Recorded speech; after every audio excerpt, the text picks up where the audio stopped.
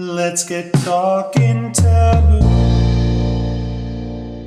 Hello, Coral Gables. My name is Paul Schulz. I'm Meredith Sloan. And I'm Joshi. And welcome back to another episode of Talking Taboo. Today we have the most exciting guest of this season so far. He came in to talk about abnormal psychology, but right outside the studio, we found out that he's actually very educated on sex. A sexpert. A sexpert, yes, Meredith. Yeah, so welcome, Dr. Foote. Thank you so much for coming today. Thank you very much for having me. So we just want to know what led you to study sex? Just inherently, sex is like so interesting. This is going to be a good show. Yeah. But I got started doing some work in clinical psychology and seeing clients in therapy. And it helps to have a little bit of a niche when you're doing that. So I ended up finding that I enjoyed working with couples. And through the working with couples, I started talking about their sex lives and dealing with problems they had with sex. So that led me into getting involved with sex therapy. But I'd also, as a graduate student, done a minor studies about romance and sex. Now let me ask you, Dr. Foote, does studying sex allow you to have better sex? I like to think so. So if someone were to ask you on the streets what your career is, would you just say psychology, or would you specifically say you study sex? Well, I would say I was a psychologist. In your field of work, do you feel like there is a lot of shame associated to sex, which is why the field is maybe up and coming now? How do you think the field relates to our society today? Well, as a field of both research and therapy, it's been up and coming for like 4 decades. Okay. So it still has a lot of shame associated with it. You know, people blush when they talk about their sex lives.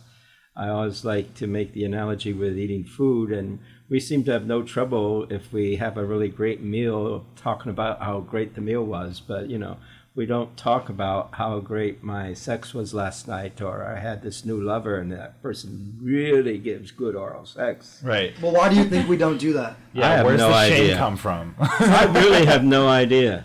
So I mean, it's almost alarming. You know, in Miami, most of the time our temperatures are very warm. No reason to wear clothes, really. And yet everybody always wears clothes. And no other animal does that. You know, chimpanzees don't do that. We're the only ones that do that. We have this shame about our bodies. But do you think it's culturally learned to feel ashamed of sex? Are there certain cultures that embrace sex? Well, some cultures are more open than other cultures. But nudity is extremely rare. Okay. So in that sense, basically it's cross-cultural. And the cultures that are very, very open about sex are very, very few. You know, if you have a culture where you go up to a random person and say, you know, so did you have some great sex last night? There are not very many where that's acceptable. But even where that is acceptable, they don't, you know, hang out and watch each other have sex. Right. So Paul and I were actually talking earlier, and we feel like in UM particularly, like people support one another. Say your friend has sex, everyone's like, yeah, good for you, girl. Like, Yes, snaps yes. to you. Yeah, empower yourself. Do you think that, where does that differ? Like, why are college students like that with each other, but as they become adults, how does that I shame don't know, build? we get like all weird when we become real adults after college. Well, maybe Yeah. this batch of college students will be different. Maybe our generation will be different. So in you 15 heard about years. the hippies?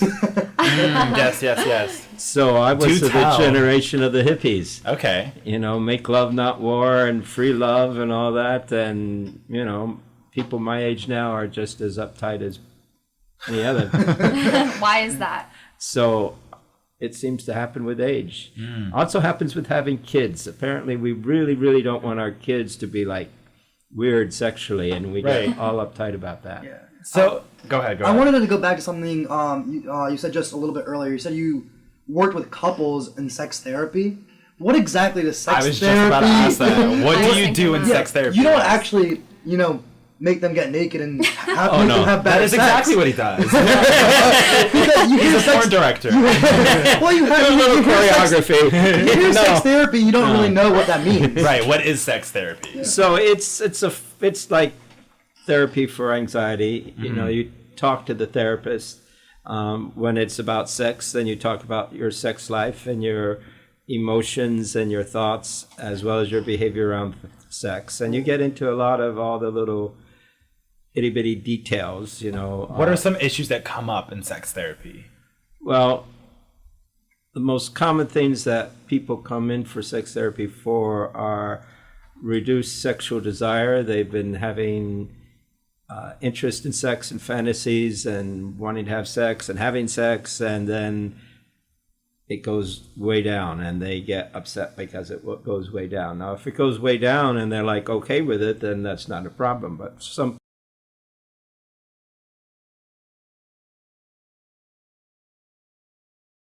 that's a common problem. Another common problem is orgasms in women. A lot of women have trouble orgasming. Female mammals in general don't orgasm. And only a few primates and maybe dolphins and humans have orgasms in females. Right. So in terms of evolution, it's a relatively new thing. So it's like the beta version in women, and it's not really totally worked out, whereas it's kind of automatic in men. So actually, I didn't know that it was relatively a new evolutionary trait. I remember in 8th grade when I found out that women orgasm. I was like, what? How? From where? Where's like, they don't have a pee-pee. How can they orgasm? But a question I was thinking about is, Meredith and I were also talking about this prior to coming to the studio. I missed out on a lot of stuff. Yeah. If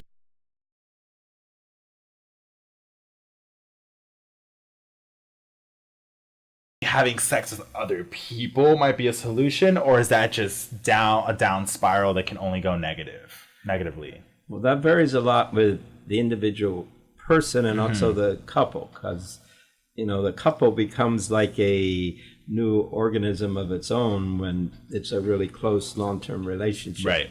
So it depends on each individual and on the couple as a unit. In our society, most people don't do well with sex outside of their primary relationship. Why is that? I don't know. Well, I mean, we just have a lot of norms where we're supposed to be monogamous, and we make these promises and all that sort of thing. So part of it is that. Part of it is I think we kind of have a genetic predisposition to be monogamous. Now, there's a lot of debate about, are we going to be monogamous forever and ever, or are we like serial monogamy? But anyway, some tendency to be monogamous seems to be part of us. Do you think that polygamy is possible in a healthy way? Sure.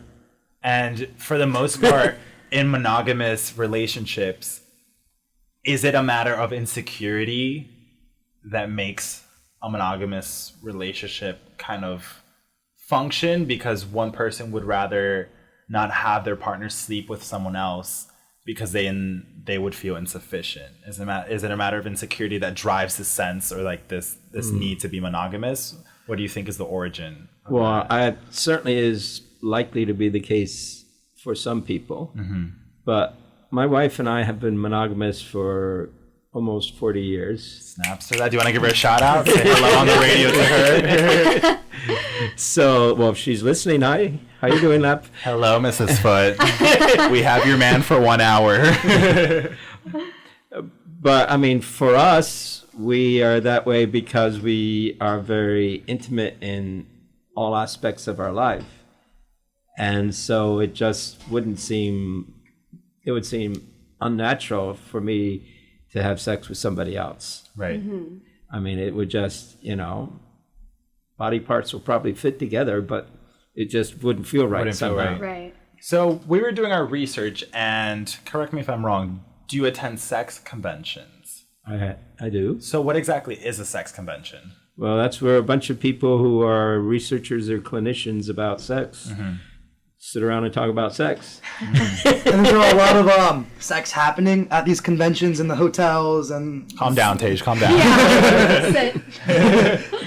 In some cases, Really? but Interesting. far from everybody. Right.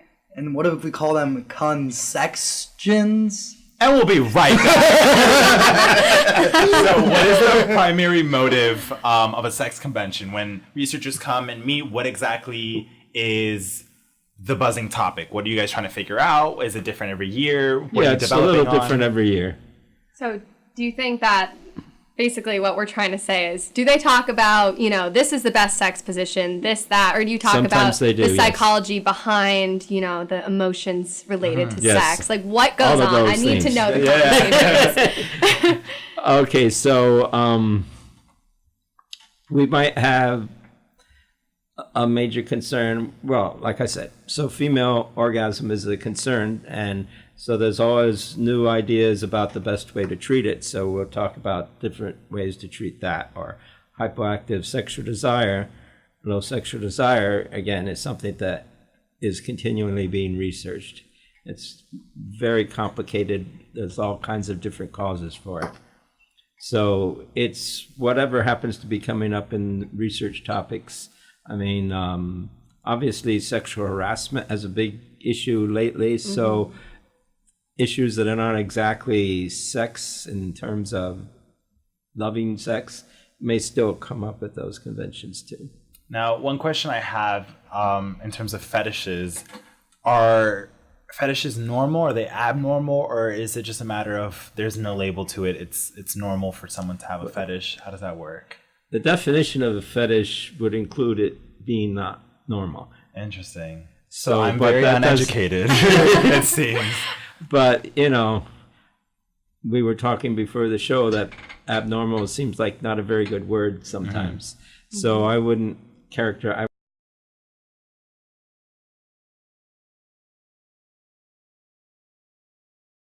Do. But not necessarily abnormal. But not bad. Not per right. wrong. It's not a negative yeah. thing. So So I had a client who was a woman come to see me because she was very upset that her husband liked to wear women's underwear when he wanted to have sex, and he got sexually aroused by wearing.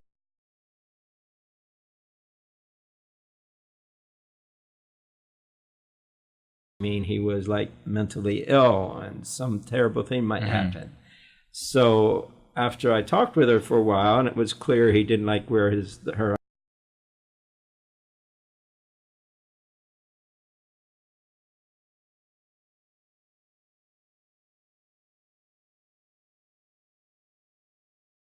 If you know the person you have as a romantic sexual partner very much enjoys having the side of their neck caressed, then you're going to caress the side of their neck, obviously. Right. Mm-hmm. So I tell her that. I say, so what turns your husband on is to have women's underwear. So, go to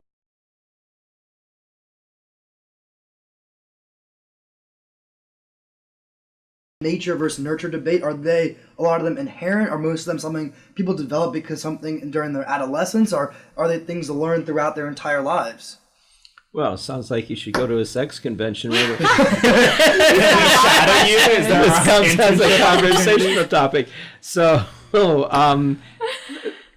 these are things that we don't really know. Okay. Most people think fetishes develop from some kind of interesting experience growing up. But, that's just basic speculation. Right. Now, in terms of wearing women's underwear, I know a transvestite is typically a man who wears women's clothing because Correct. It's erotic to him. So would you find that there's like a thin line between a transvestite and a man who fetishizes wearing? Okay, so we got a little underwear? vocabulary stuff here. Correct me. Enlighten me. I'm Okay, open there's to something known as a transvestic fetish. it. Okay. And that would be a man who dresses in women's clothing for the purpose of getting sexually aroused. Uh-huh. Okay, so that's a transvestic fetish. Transvestic fetish. As Okay, opposed to... so being a transvestite is a man who wears women's clothing, and maybe it's just like a fun thing to do. Like a regular, like you wear them to work and kind of stuff. Well, then that would be more into transsexual. Okay. But transvestite might wear it because it's fun, or every once in a while it's a good fashion, or for some reason other than sexual arousal. Okay. So is that where like That would be drag transvestite. So come yeah, under? No, because drag would be, it's a form of performance. Okay. Right. Yeah. yeah. So there are people who are men who perform as famous women, like say Beyonce or Britney Spears. Yeah. And so transvestic fetish differs from just a normal fetish of wearing women's underwear. That's because the particular fetish. So when we have It's just a further classification. when we say Gotcha. fetish, we don't just say fetish. We say foot fetish or leather fetish. Okay. And so this is pretty mainstream right now, but 50 Shades of Grey and BDSM and well, I like to think very like aggressive, hostile Well, something sex. I don't know. What does BDSM actually mean? Take it away, Dr. Foote. Okay, BDSM is people who enjoy being tied up or tying others up or causing other people humiliation or receiving humiliation or causing other people pain or receiving pain. And BDSM is usually seen as a totally voluntary thing. So none of this is forced on anybody. Where's the sexual desire in BDSM? Like, where does that come from? Darn if I know. Because is there like an underlying psychological some of it root is to it? the idea that arousal is arousal is arousal. Right. So, if somebody is slapping somebody around, then the person doing the slapping is getting aroused because this is like power exercise and controlling the other person, and the person being slapped is feeling the pain and the submission, and that is a form of arousal. Right. And the way our brains work is sometimes we do this little game with ourselves and turn what would normally be considered very painful arousal into erotic arousal. So is arousal a social construct? Is it Oh, something? No. So can you talk about that a little bit? Like, where does arousal come from? There's physiological arousal, heart rate, hormones, lots of stuff, cortisol. Can you learn to find something arousing if you're conditioned enough? Yeah, probably. And I mean, not everybody can say enjoy being spanked, Right. but some people who don't initially enjoy it might learn to enjoy it. So I know there's two words that are often associated to BDSM, which is a masochist and a sadist. A masochist is someone who enjoys being humiliated, and a sadist is someone who enjoys humiliating. So, Or receiving pain and inflicting pain, yes. so do you think those words are always associated to BDSM? Can they be exclusive of one people another? who are involved in BDSM don't like those terms because they have pejorative associations. Okay. So people who are into BDSM tend to talk about being a top or a bottom. And many people are sometimes a top and sometimes a bottom. And what does that mean? Top So or a bottom? top would be like a sadist, the person who does the humiliating, inflicts the punishment. Okay. And the bottom is the one who receives it. Right. And some people are only bottoms, some people are only tops, but many people go back and forth. So it's almost like a dichotomy of like being submissive and being dominant. Right. In that sense. Okay. And we want to ask you, how do you think sex differs now in college than from when you were in college? Okay, well, an example I always give in my class that a lot of people find amusing is that nowadays most heterosexual couples heterosexual couples will have oral sex before they have penis and vagina sex. Why do you think that is? I don't know why that is, but people do it. Interesting. And when I was in college, oral sex was kind of kinky. Really? So It was I mean, taboo. How do you guys And- feel about that? Do you guys agree that now oral and sex now is it's more not. common? Now it's kind of. I would agree with that. Now it's kind of like Very mainstream. mainstream, exactly. Okay. Vanilla sex. And in general, on average, couples will do oral sex before they have penis and vagina sex. Whereas when I was in college, if you had had some penis and vagina sex for a while with the same person, Then you would trust might your mouth. try something really kinky like Right. oral sex. So do you think that, I know from when you were in college to now, birth control has also become more mainstream? Do you think that's played an effect on sex in When I college? was in college, it was just becoming mainstream. Okay. Okay. So birth control pills were released in 1960, but in the first couple years, only married women could get them, and only if their husband signed a consent or something like that. There's that double standard. So Yummy. that changed pretty rapidly, but still, there were lots of places in the United States where pharmacists did not want to give out oral contraceptives or not give them out to unmarried women. But, by like, say, the early 1970s, that pretty much had gone by. And in most places, oral contraception was very widely available in the United States. Now, I saw an article that says millennials are actually having less sex than previous generations. Do you think that's true? I hadn't heard that. Well, maybe Facebook isn't the most reliable sex on the internet. But I did read that millennials were having less sex than before, which I found surprising. Yeah, there's less sex. I have seen surveys that suggest there's less sex now than, say, 10 years ago. Why is that? And that's, And that's the main ascribed question. Why is that, Dr. Foote? People have different explanations for that, but, more concerned about STDs. Now, this makes really no sense to me because, like, HIV became a major problem in the mid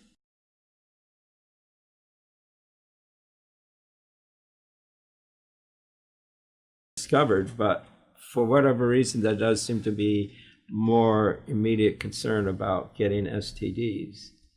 Do you think the STD rates now are much higher than they were in the past? Or is that Sure, even they easy are. to like, they are? Why is that? Damn to find out. People are stupid. Do you think the use of protection is more common now than it was? Oh, yes. Okay. So before people would have When sex I was more in freely. college, it would be weird to pull out a condom. Really? Okay. So why do you think people didn't feel comfortable using protection knowing that they could get an STD? Was there not enough education around? Back when I was in college, HIV was unknown, totally unknown. Right. Herpes, a few doctors knew about herpes, but your basic college student never had heard of herpes. Okay. So the things that we were concerned about might be like syphilis and gonorrhea, and we can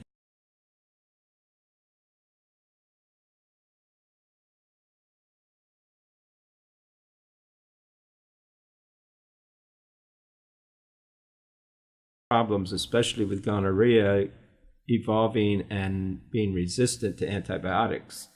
And there was a big, huge increase in gonorrhea after the Vietnam War because there was a major strain that was resistant to all antibiotics at that time. Okay. So I saw an article recently, and this is same along the lines of a major public health issue with sex, that sperm count in males in like Western society, like in countries like America, is falling rapidly. Or not? I don't know if the article said rapidly. It was Rapidly declining. might It was be. declining. Right. Declining, yes. Is that a major health issue moving forward? And Only if you want to have kids. but I mean, the articles I read didn't have an exact explanation to why that is. Do you No, have nobody a theory? has any. I mean, a common explanation is there's more drug use. And, methamphetamine and other nasty drugs can do nasty things. So when you have a lower sperm count, does that mean that there's a less likely chance that you can impregnate a woman? Right. So Okay. I'm not 100% sure of this, but I believe the cutoff that physicians like to use is 50 million. So if a man ejaculates 50 million or fewer sperm, then he's infertile. It doesn't mean And that's still quite a lot. it doesn't mean he cannot get a woman pregnant, but it makes it much more difficult to get a woman pregnant. Okay. So typically there's something like 250 million sperm in one ejaculate. So when is the perfect age for a guy to get a girl pregnant? And even like other circumstances. 1920. 1920. Wow. I'll be right back. It's my time, guys. Well, like, what are the other circumstances surrounding? Well, the when you test? say perfect, I assume you meant physiologically. I do, yeah. I mean, in Biologically. terms of like, Is that a you know, man's being prime, a good, 1920? good father and all, good husband. That's a totally different story. But what about, Right. so is that 1920 for a male and a female, or just for a male For males? and for females? A little later. I mean, females basically 19 to 30 or 28. So why do you say 1920 for a man? What do those two ages? Because one of the differences between men and women is that, you know, at a certain age, more or less 50-ish, women lose their fertility. Men never lose their fertility, as long as they're otherwise healthy. Okay. But what happens is somewhere around the age of like 22, 23, 24, everything related to reproduction slowly goes down. Okay. Well, we're going to take a quick break. Let me remind you guys, you can text or call in at 786-309-8861 if you have any questions for Dr. Foote. Once again, that's 786-309-8861, and we'll be right back. He's not a podiatrist.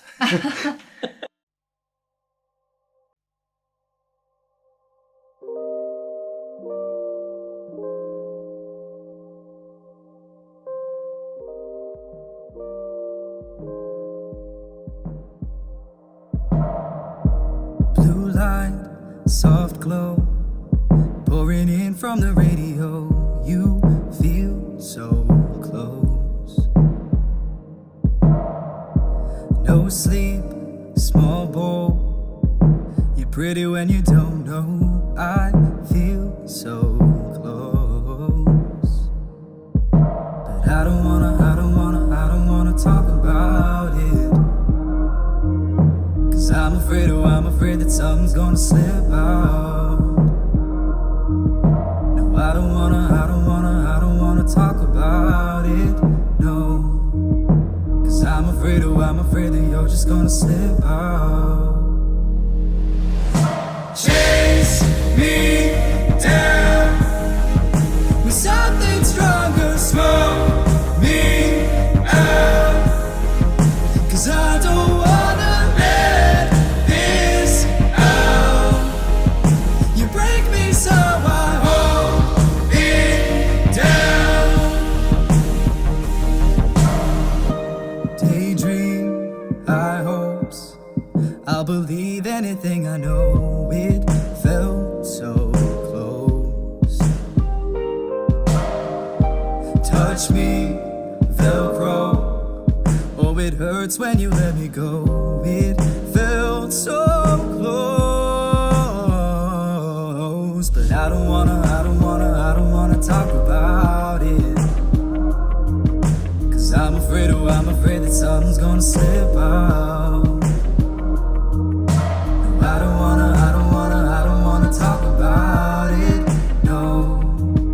Cause I'm afraid that you're just gonna slip out. Chase me down with something stronger, smoke me out. Cause I don't wanna let this out. You break me so I hold it down. And it burns my throat.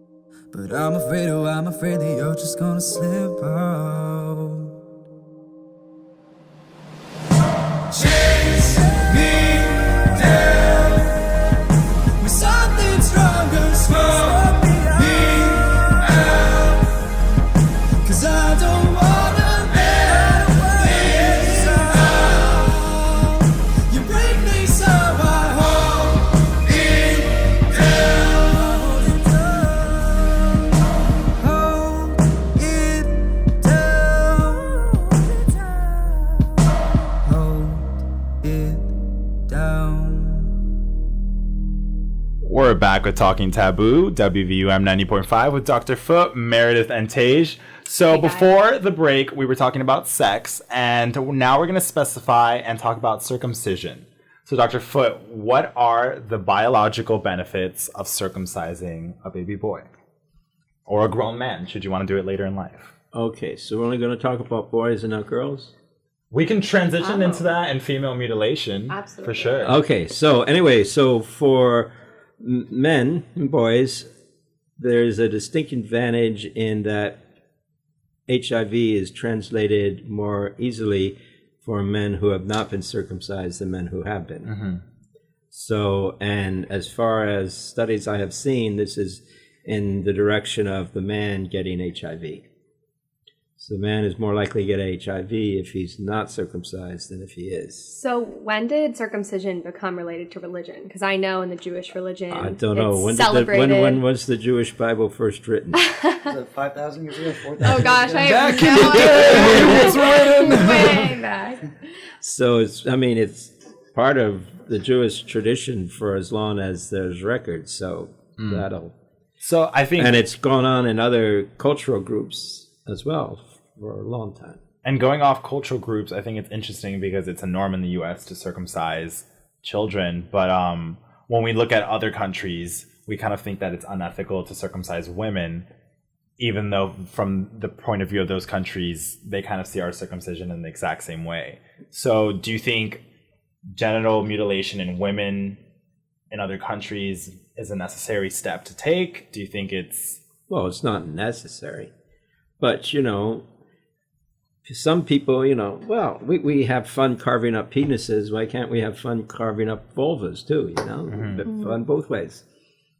I think the only issue but the main issue, it varies a lot from one culture to another. So I don't want to be overgeneralized. Right. But typically, the cultures that do female genital cutting say something along the lines of, well, this is a woman. We don't want the woman to look like a man. So if we do something so that her clitoris doesn't look like it might be a penis, then that makes her more of a woman. The only issue is that with female mutilation, typically it leaves lifelong negative effects, as opposed to male circumcision, which you can't really tell the effects. Well, what are those negative effects? So I know I was talking to my women in gender studies class that sometimes women have difficulty peeing because of the genital mutilation. It depends on the exact type of mutilation. Right. So there's a lot of variety in how the cutting is done on women. There's variety in how it's done on men too, but much more with women than with men. So some things they will be very extreme, and they're cut like as much of the clitoris as they can reach. They're cut off the inner labia. They're sew the outer labia together.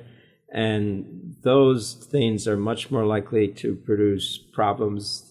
The girl or woman can get infections immediately from that, or she'll have urine or menstrual fluid trapped underneath the labia that are sewn together, and that leads to all kinds of nasty Are there any problems. health benefits? So as far as I know, there are no health benefits to that. Okay. So, that can lead to a lot of problems. Right. Now, there are other forms. So some are very similar to male circumcision in that they just cut off part of the clitoral hood. Some cut off the visible part of the clitoris, and then all kinds of other variations. There are a lot of variations. But if it's just cutting the clitoral hood or cutting the clitoris, then, usually there's a lot of blood, so that tends to keep it from getting infected. So as long as the initial cutting and initial healing doesn't have any major infections, then after that there's no long-term negative effect. So is that solely it an depends. aesthetic look? Like they just do it for... They find it to be much more attractive. And it could be yes. religious reasons, it could be cultural reasons that very different cultures around the world. Again, there's all kinds of variations. So there's one group in Rwanda where the women think that having very long inner labia is very attractive. Interesting. So they have some herbs that soften up the inner labia, and they pull on their own inner labia with these herbs rubbed in, and so they get longer inner labia, and they go around having like these like things where they show off each other's inner labia, and the one with the longest one wins. So sounds like a fun game. I know. I'm just trying to imagine that at UM, and I can't. Yeah, at see a frat party they do that all the time. So I mean, it there's so much variation, it's hard to generalize. But when it's very extreme and we're cutting major hunks of flesh off and sewing things up, then that's where there can be very major health problems. So what are the health problems associated with male circumcision? Just initial cutting. There's no long-term negative effects. As far as I've heard, there are no long-term. So why do men biologically have the extra skin over their penises? Does it have a use? Why do we have appendices? Why not? I like that answer. There's a stigma associated to uncircumcised men. I feel like in college it's kind of seen as gross. Do you think that stems from the same origin as like STD retention rates? That's all cultural. Okay, so why do you think a circumcised penis is more attractive than one that's uncircumcised? You don't have to answer from a personal perspective. Just in our culture. He's giving us a face like, I don't know. What do you think? Uncircumcised penis is nicer. As he says, he's monogamous. I obviously think what I have is the best looking. Nice. So for the most part, we really wanted to touch on kinks, and we kind of want to differentiate a kink from a fetish. Are they the same? Are they similar? What are they? I mean, this is stuff that is like more like, who cares really? It's vocabulary. Okay, so they're pretty much synonymous. So fetishes are usually reserved for like objects that are not usually considered erotic, but somebody finds very stimulating. Right. So like most people don't get turned on just because they see a shirt made out of leather. But some people are, so that would make it a fetish. Okay. Whereas kinky is usually referring to unusual behaviors. As in run through that list. BDSM would be kinky. Okay. And do you think kinks are something that are becoming more commonplace as people get more comfortable talking about it out loud, or? Well, it's really hard to know because we don't have good data. There is no data, actually. Right. In the United States, we don't have anything close to a representative sample survey of how many people involve themselves in any kind of BDSM. And so we don't even have that for now, let alone when it happened 10 years or 40 years ago. So there's no real way of saying. It's certainly talked about more now, and there's certainly more porno about it now. So maybe there's more now. Now, a question I have in terms of history. This is very arbitrary, very ambiguous, how did the first two people know how to have sex? Because they evolved from great apes, and the great apes knew how to have sex. And why is that? Is that just everybody inherent? I mean, I don't know if you've noticed, but pretty much all mammals have sex. Okay. And I mean, for the most part, I feel like people learn, well, I mean, at least I did, from pornography, because it's not necessarily an open discussion. Well, I learned from like health class in middle school. Do you think? I'm glad to hear that. Wow. Okay. You're like the only person. Yeah, so you don't want to try to learn about sex from pornography. Right. So obviously pornography is fake, it's designed to be entertaining. It's designed to be titillating, and the people involved in it are acting. And even people who themselves are involved in it and enjoy a carefree sex life in private don't necessarily have that much pleasure in what they do when they're doing the porn. Well, doctor, do you think sex education in middle schools and high schools is not where it needs to be now, and how can we change that? I would say it needs to start around age 7 or 6 or that 5 early. or 4 or 3. Well, maybe not. 3. So what do you say So to them? I would say that, we should have parents who like teach kids names of body parts that are actual names of body parts and not some kind of strange name. Willy Wonka, Exactly. Chaka. Uh-huh. Yeah. I mean, that's where it begins. And then, when we're walking down the street with our 3.5-year-old and, Mommy, why does that woman have such a big belly? You say directly, well, there's a baby growing there, and soon the woman will be a mother. And if that leads to other questions, then you answer the other questions. If the kid says, oh, okay, and then you stay there. So I'm sure studying sex, you run into problems with religion. I know that it could be seen as shameful in some religions to have premarital sex. What is your response to the almost like withholding education for the sake of religion? Well, I think people should be educated. Mm-hmm. So, they should know where babies come from. They should know what their private parts can do. And how much more you teach beyond that depends on a lot of circumstances, including religion. So, personally, I would be advocating letting people know as much as they want to know at the age they're at. Mm.